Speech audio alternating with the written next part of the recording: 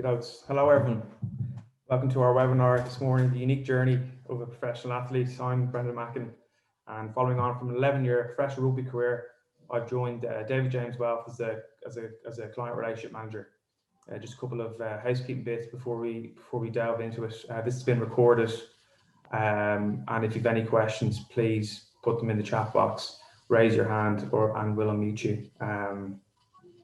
So listen, the goal of this webinar really, for me is to raise awareness and educate. So when the time comes, you'll be in the best shape possible. You see from those slides when you first entered the webinar, the truly horrible stats, some extremely well-known and famous people. That Mike Tyson stat is harrowing, and the one for me really, obviously my background in rugby, is that 52% of people are in trouble when they finish up. And that's one of the reasons why I'm extremely passionate about, what I'm doing now and what we're trying to achieve here. Because to be honest, the only reason, why I really started to prep for my future was through a housemate of mine at the time. 2018, he just signed a new 3-year deal with Wasps, which was extremely financially rewarding.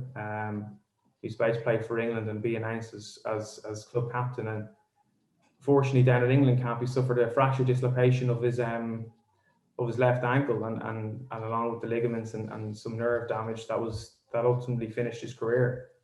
And I remember at the time, thinking, if that was me, what would I do? And I didn't have a clue, and I didn't even know where I'd start. And to be honest, I was quite anxious about it, and I think you see guys finish up all the time. You see their stress and stuff like this, but this was a real eye opener to me, and so I thought straight away, I've got to go get my own stuff in order, my own finances in order, and seek some work experience, which I was able to do with the guys here at David James, and thankfully seeing the difference that they make firsthand to their clients. Was pretty powerful. And fortunately last November, I picked up a pretty severe injury, which along with the current climate that we're in at the moment, that's kind of, my fate was sealed, and here I am, not even 30, and fortunately I'm out of the game. But that's professional sport. You don't get the farewells that you're after. But the thing is, that's why I'm unbelievably passionate about this, because I've been there. I've got a good few cricketers on and rugby players, and it's, you're playing well, your goals are being achieved, you're hungry for more success, you're earning good money, and these really important matters get put to the side. And fortunately, sadly, we will retire someday, and have to hopefully retire to something and start again. And that's why it's so important that we use that money that we've earned in our careers at some stage, to pay mortgages or continue the lifestyle that we're living, or spend thousands on FIFA and different gaming products. So I would like to pass on here now to James Rice, who is one of the directors and founders of the firm, and he will just explain the difference of the journey that we take compared to someone else in the real world, so to speak. Thanks, Brendan. Morning, everyone. I'm just going to share my screen. So, Brendan, if you could just let me know if that's working. That come through for everyone? Yeah. Perfect. Yeah, so this was the screen that Brendan was referring to for those of you that joined us a couple of minutes late, just highlighting some of the many issues that athletes and musicians have faced, during and following their careers. What I'm going to do, I hope today, is talk to you a little bit about who we are as a company, and also, the value that we can add for people in that sector, not just our more typical clients. So we've actually undergone a rebrand during COVID, as if there weren't enough challenges going on. And why is that relevant today? Well, it's relevant because as a business, we acknowledge that sports people and musicians have extremely different journeys to our more typical clients. So I think Brendan touched on that a little bit at the start. I think everybody on this webinar will be able to relate to that. So for us, it was really important to speak both internally and externally about the fact that we understand the challenges and difficulties that athletes and musicians face. So I'm going to show you two life cycles. The first one you can see here is a life cycle of a more typical client, shall we say. And as you can see on this graph, that between the ages of sort of 30 and 65, our typical clients have the ability to what we call accumulate wealth. Okay, so there's as you can see on that graph, there's a number of phases that they'll go through, but generally speaking, their earnings are increasing and they're accumulating wealth, which then gives them options when they come to sort of 60, 65, 70, to not only preserve that wealth, but enjoy that wealth, protect the wealth, potentially pass that wealth on in a tax efficient manner. Now, if we move on to a life cycle for athletes and musicians, you can see at the bottom, we've replaced the age timeline with a few phases that we typically see. So, talent is discovered, they then go through that growth phase, they peak, they slow down, and they retire.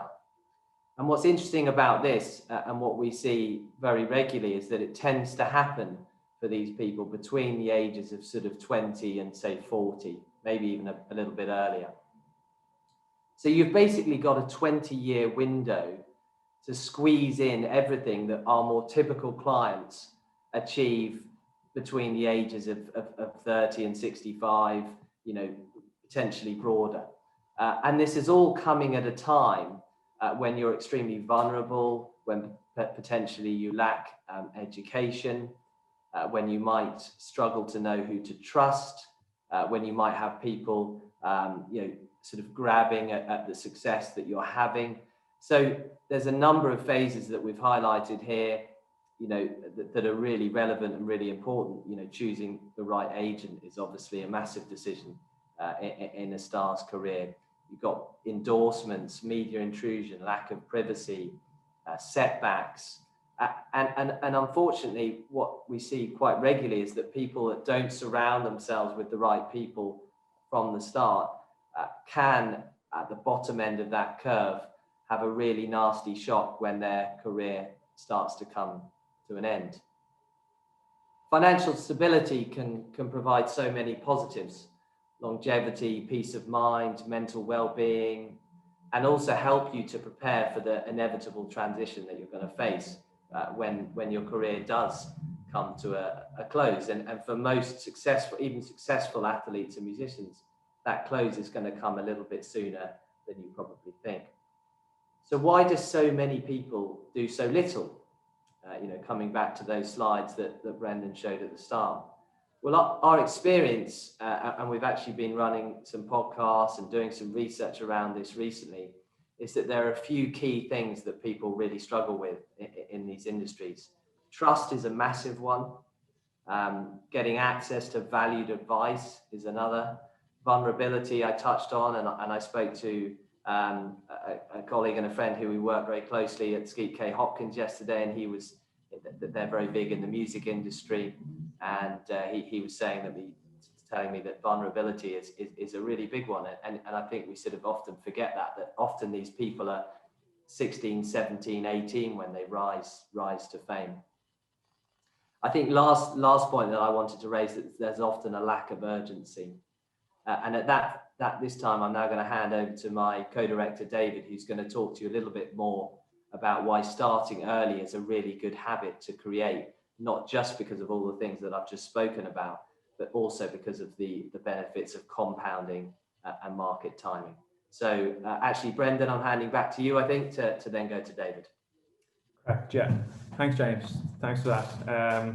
Just for me, the trust, I think, is just absolutely massive. So yes, David Cresswell, I'm going to hand across to you now. I've been asked multiple questions ever since kind of we were in the first lockdown by various teammates and guys I played with in the past, and kind of the three most common questions I've been asked are as follows. just signed a contract, gone from an average contract to a bigger contract, able to save monthly but don't have a lump sum. So is there a minimum needed to invest, or should you build up your pot and then invest? Second question is, I've just received a lump sum from international games, a T20 contract, inheritance. I've got money in my image rights. What's the best thing to do with it? People are saying at the moment not to leave it in cash. And lastly, should we be putting as much as possible into our pensions, because we're going to have to retire at potentially 33, 34, 29 in my case, sadly. And then obviously we won't be able to touch that till we're 55. So it'd be great to get your thoughts on those.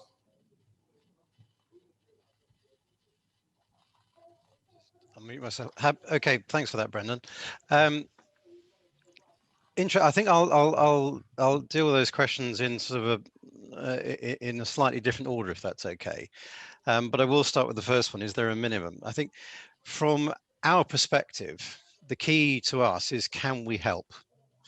It's not about, is there a certain amount of money that we're going to make a profit off. It is, over a period of time, is this an individual that we can work with to make their lives better in terms of their money and what they do with it? So no, we don't have a minimum. It is just a question of, are they someone we can make a difference to? So if that is starting with £100 a month and we can make a difference, that's fine. If there's someone who comes along with £500,000 and we feel we can't make a difference, we'd still turn it down. So it's not about the actual hard cash, it's about what can we achieve with that individual over a period of time. And I think that leads into some of the other questions about being unsure about, do I put things in cash? Do I invest? What about pensions? All of these bits and pieces. And our job is not really to be investment advisors, if you like. Our job is to help people with the purpose of what they're trying to achieve. And as James said at the beginning, for some of our clients, that's the sort of thing that most of the people in this country will experience, about starting a job in their sort of late teens, early 20s, working for 30, 40 years in a variety of different things and eventually retiring. But actually, for sports people, for musicians, that is going to be completely different. So the pension one's quite an interesting one. Pension schemes are great from a perspective of efficiency, tax relief, and all those sort of bits and pieces. But if, like you, Brendan, you're retiring at 29 and the government says, sorry, you can't touch this until you're 55, they're no use. So the point is about understanding what it is that an individual needs to try and achieve, and making sure that we're using all of these tax elements and tax wrappers and stuff like that in the right way for the individual, so that you actually get what you need. I think, James, if you can knock us onto the next slide, I want to put this into a little bit of context. This is a slide which finishes up just before 2020 and the COVID crisis and everything else. But it's pretty much everything else that happened over the last sort of 20 odd years. And as you can see, one of the things I get is a worry about, oh, is this a good time to invest? Is this a bad time to invest? And the honest answer is, well, that depends on what you're trying to achieve. Is cash a good place to have your money? Well, if you're trying to make money over the next 5 or 10 years, as you can see from that flat line at the bottom right, no, cash is not the right place to have your money. But if you're putting some money aside to spend in the next 4 or 5 months, well, yes, cash is exactly the right place to have your money, because, when something happens, and the thing is, we don't know what's going to happen or when it's going to happen, but we know it will happen. If something happens just before you need to spend money, you've got a problem. But if you leave your money sitting in cash for years and years and years, the one thing that we do know is, in real terms, it will lose value, especially at the moment where you've got interest rates are sort of less than 1% and inflation running at 2%. In real terms, people are losing money. So how do we go about this? And I think the important thing then is, as it comes back to that, understanding the purpose of what we're trying to achieve. What is it for the individual? What timescales are we working over? I know, and it's like for you, Brendan, I think you're a very good example of this, that yes, there is this sense of retirement from one career, but we went to that second slide and there was in an ideal world, what happens is the second career, the second business. So actually what it might be is this retirement that we're planning for, late 20s, early 30s, is a transitional phase. It is the financial backing, if you like, to help that individual move into the next stage so they can get going with the next career that they're working on, and potentially the third and fourth. Or for a musician, it might be that sort of time out when they're working on a project or they're working on something else, or they want to do something different and they're not earning money, and that's okay because they've got the resources behind them to support that.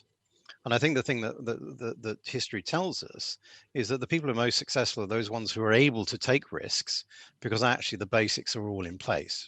So a lot of what we do is not about being clever. It's actually about that helping people make the right decisions.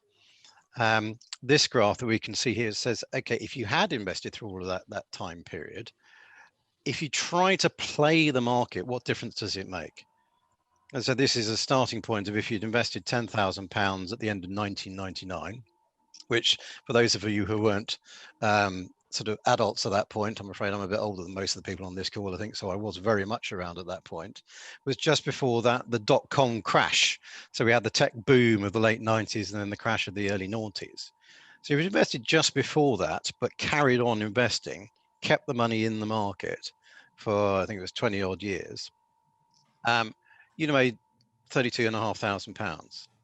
If you tried to be clever and avoid some of these pitfalls and try to move money out when markets weren't quite so favorable, you'd have lost, right up to even missing only 25 days out of 20 years. I mean, who can remember the best 25 days of the last 20 years? But that would have meant you only got a third of the return.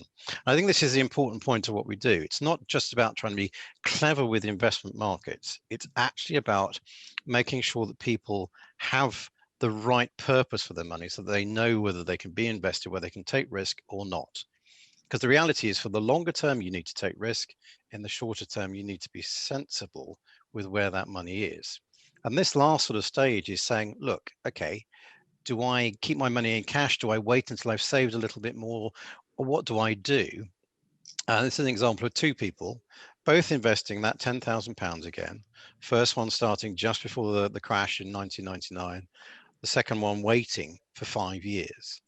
Same amount of money gone in, just a lump sum. So we're not even talking about the advantages of what we call pound cost averaging, where you're saving money on a monthly basis.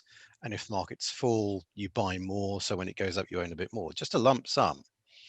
And as you can see, by waiting 5 years, that person has lost out on £200,000 worth of return.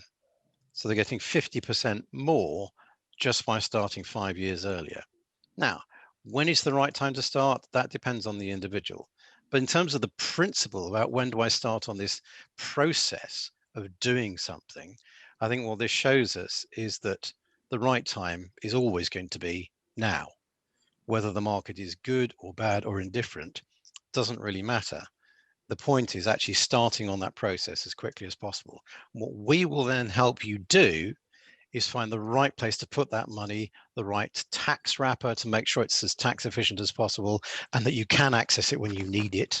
So yes, pensions are brilliant and they will form part of that conversation, but you're not a 20, 25-year-old sports person shouldn't be putting everything that they own into a pension scheme because they won't be able to access it when they need it. But they should have something there because hopefully we'll still be alive when we're in our 60s and 70s and still needing some money at that point. So hopefully that helps to answer those questions, Brendan. I don't know if you feel I need to fill in any gaps or if you've got any other questions you want me to go over, but I think that's what I would say on that, which is it's about understanding the purpose, and then we'll help that individual, whether they've got millions or £100, doesn't matter. If we can help, then we will. Oh, that's brilliant. That's absolutely fantastic, David. Thank you for that. And like I said at the start, that's obviously great stuff. And this is being recorded, which we will send out after because I think that stuff that David said there, that's the small things that can make such a massive difference down the track. So James, I'd like you to potentially, explain a bit more about your company, who you are, and kind of the value that you guys can add. Yeah, brilliant. Thanks, Brendan. Thanks, David. So who are we? It's a good question. I think coming back to a point I made earlier about trust, I think it's really important that anybody in the sort of talent industry ensures that the people that they ask advice of are trusted and are experts. There was an article recently in the FT Advisor about some footballers. Some of you may have read this, who were given some poor advice, and they're now going through legal proceedings on this. And it shocked me, because that advisor had, when you read into it, a real career of frankly quite shocking, advice processes and claims against him. I think Alan Shearer was probably the most famous. And so I think it's really important that when, whether you're an agent, whether you're an accountant, whether you're the talent themselves, you need to make sure that you do your research and that you find out who you're getting advice from, and whether they're able, credited, and good at doing that. Our team's got over 45 years of industry experience. As David said, we have a holistic approach.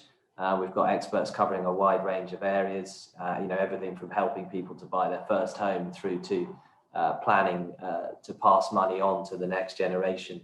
And I think one of the things that we're most proud of is that we've got people within our business who really are experts in both the music and sports arenas, and so understand those people. David's quite modest, but he's actually a professional musician himself. He doesn't tell many people that, so I think that's probably his first passion, with his second passion being helping people to achieve their financial objectives. We're bespoke and client focused, so we've got assets under management of roughly 75 million. We look after about 300 clients. And we're backed by a FTSE listed company called Quilter, who many of you probably will have seen recently sponsoring the rugby. And I'm delighted that today we're joined by Carlos Malaspina, who is our relationship manager at Quilter.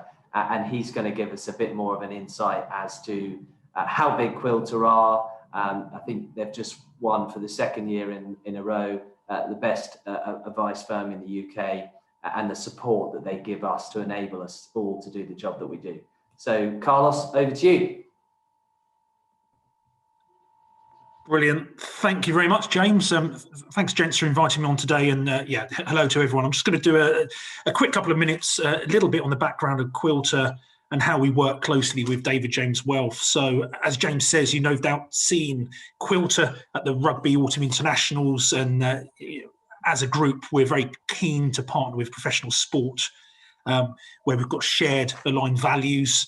It's often a world operating in where it's complex, confusing situations, and it's not always clear who you can trust. And I think James has articulated some of the examples, particularly that's encountered in sort of sport and music.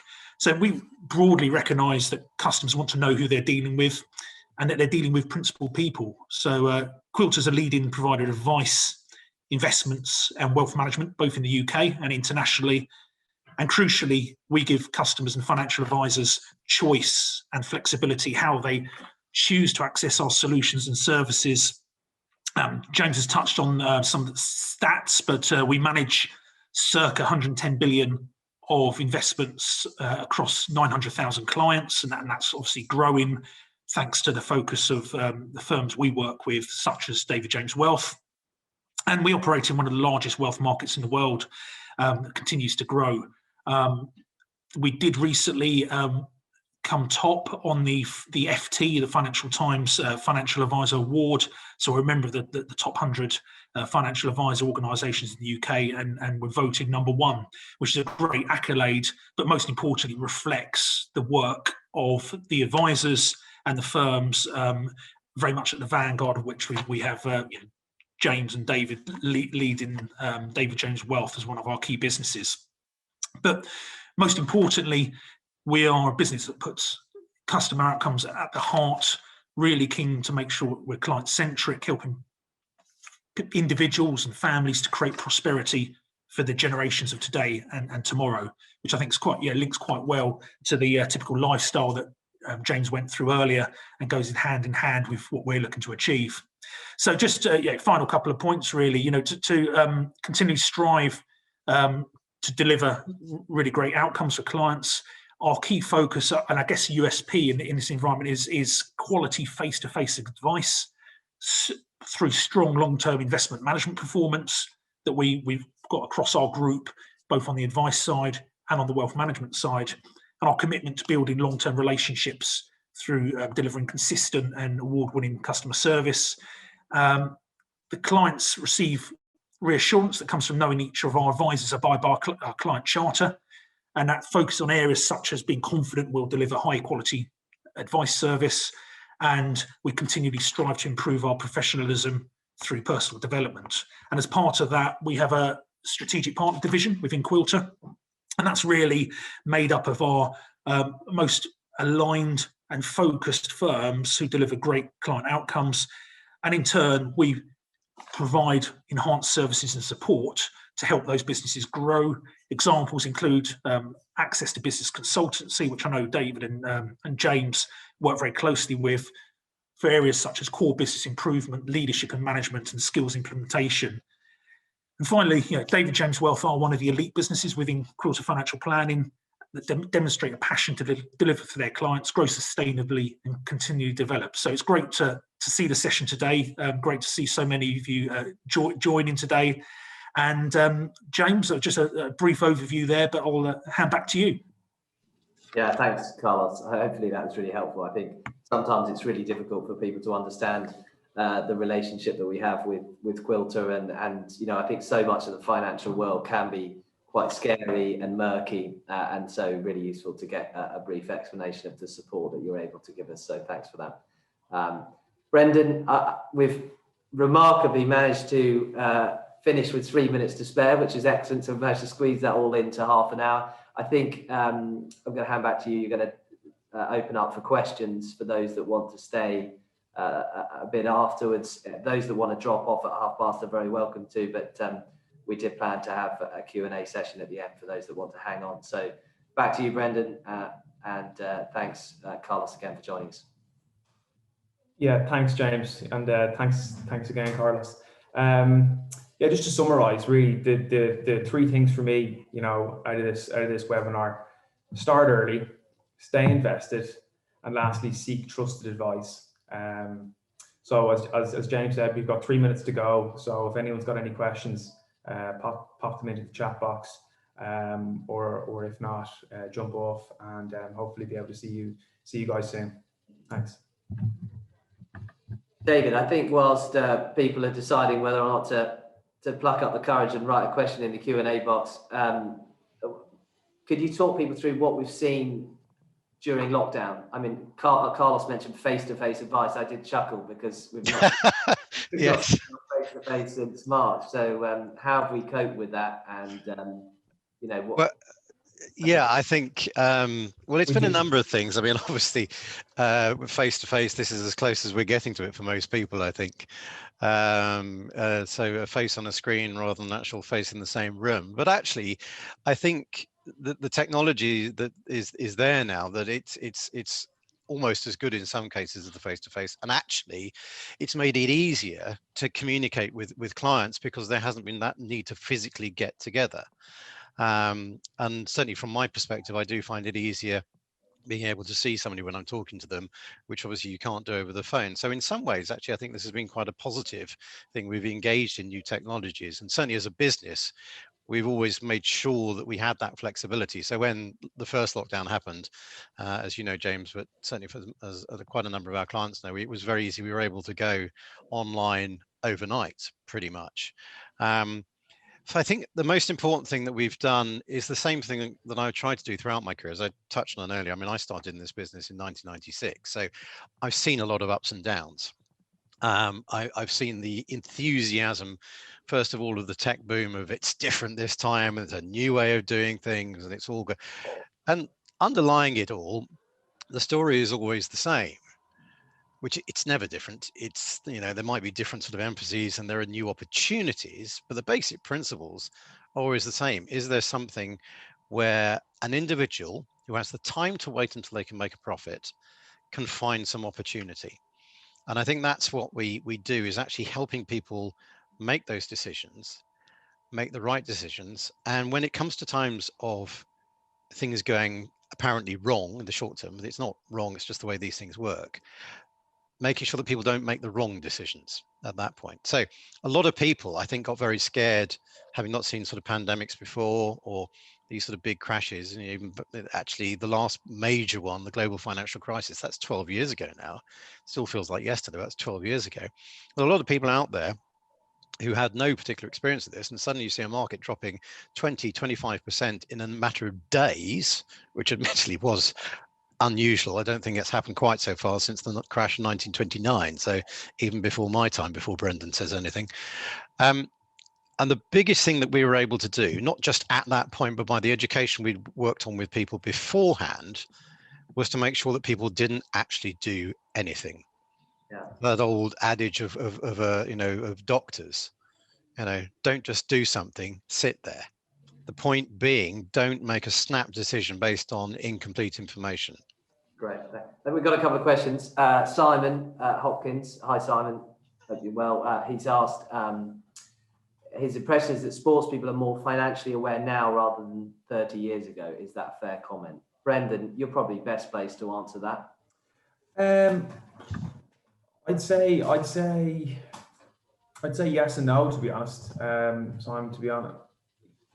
Yeah, I don't know. I'd say yes and no. I think it's one of those things, people in the changing room that I've experienced, don't really talk about these things, and we don't really get to be. And if we did get a presentation on it, to be honest, the poor fellas who do the presentation, hopefully we didn't lose you guys, but they actually lose the room within 5 minutes because they're so technical and they're talking about things that guys just don't have a clue about.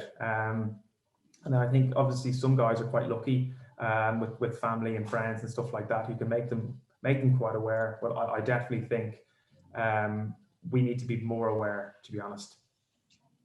Great. And Steve Finn has asked, is property something that has the same principles as the stock market in terms of staying invested long term as part of an investment portfolio? David? Yeah, I mean, property, like stock markets or commodities or anything, they're what we would call real assets. And to make money over and above inflation, you need to invest in real assets where there is a market value to it. So property is no different in principle to stock markets from that perspective, that to make money, it needs to be something you can hang on to it for the long term.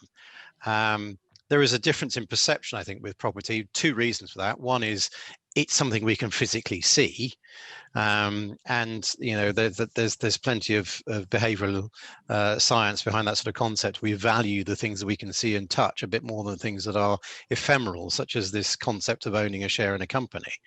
The other thing that makes a big difference, and I think where people think of property as a more secure investment than stock markets, is the market itself.